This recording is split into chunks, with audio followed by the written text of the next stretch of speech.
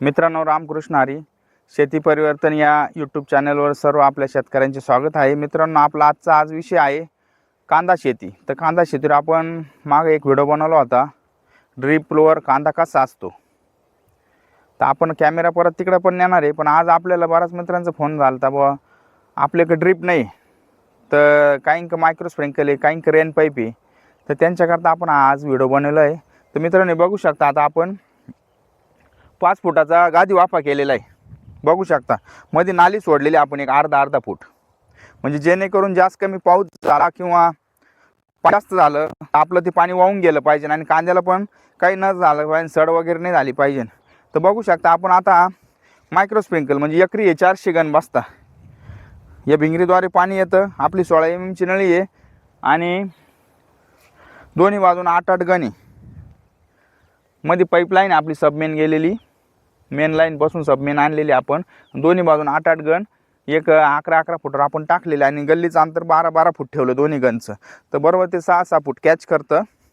तर अशा प्रकारे मित्रांनो नियोजन केलं. 1 महिन्याचा हा कांदा झालेला आहे आपला. आता गोल मारणीला पण आलेला आहे आणि खतावर पण आलेला. आपण खताचं पण डोस लवकरच बनवणार आहे, तुम्हाला तो पण दिसणार आहे. तर मित्रांनो, बघू शकता आपण गाईमध्ये पण आपले जवळजवळ 18-19 कांदे बसलेले एका गाईमध्ये आणि कांद्याची साईज पण बघू शकता. एकदम 1 महिनाच कांदा आहे, एक पण कांदा जळी गेलेला नाही आहे. कोणत्या पण गाईत बघू शकता तुम्ही. आणि असा कांद्यानं पंजा धरलेला आहे.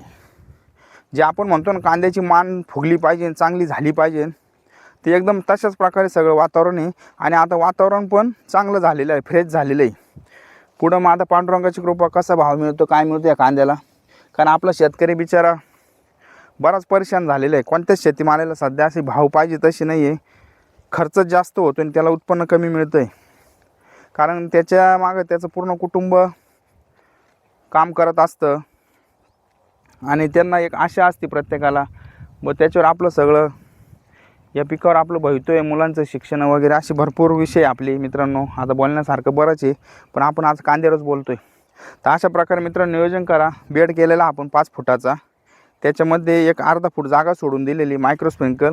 हे तुम्ही रब्बी कांद्याला पण वापरू शकता, लाल कांद्याला वापरू शकता, जो सुरुवातीचा पावसाळी एकदम पोळ कांदा म्हणतो त्याला पण वापरू शकता. तर अशा प्रकारे मित्रांनो नियोजन करा. याचा एक फायदा अजून मित्रांनो, यांना फवारण्या फार कमी होता. ते कसं ते सांगतो तुम्हाला.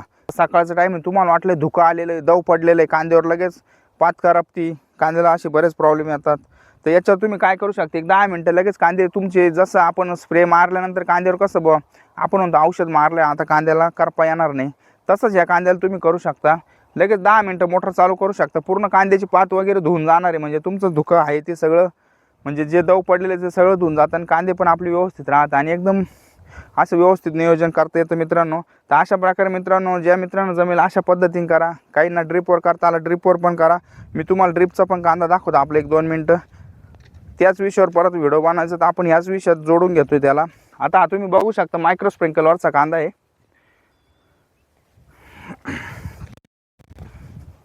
ड्रिपवरच्या कांद्याचा व्हिडिओ बनवला तर बघू शकता आता कांद्याची ग्रोथ कशी झालेली आहे. कांद्याला आपण गोल पण मारून गेलेलं आहे आणि कांदे निंदून पण गेलेले आहे आणि त्याला खताचा डोस पण झालेला आहे, जो बेसल डोस म्हणतो तो. आपण त्याच्यावर पण लवकरच व्हिडिओ बनवणार आहे. तर अशा प्रकारे मित्रांनो आता या कांद्याची मान वगैरे झालेली. आपला हा जवळजवळ 1 महिना 10 दिवसाचे कांदे झालेले बघू शकता आपण, कांद्याची साईज वगैरे. आणि याला आपण गादी वाफेवर केलेलं आहे. 4 फुटाचा बेड आहे हा. अशा पद्धतीने केलेलं आहे नियोजन आणि तो कांदा मायक्रो स्प्रिंकलवर केलेला आहे. तर अशा पद्धतीने मित्रांनो नियोजन करा. कोणाला काही अडचण आली तर आपल्या व्हिडिओ खाली कमेंट करू शकता तुम्ही आणि व्हिडिओला सबस्क्राईब करा, बेल आयकॉनचं बटन दाबा. मित्रांनो लवकरच पुढला व्हिडिओ घेऊन येऊ. रामकृष्ण हरी.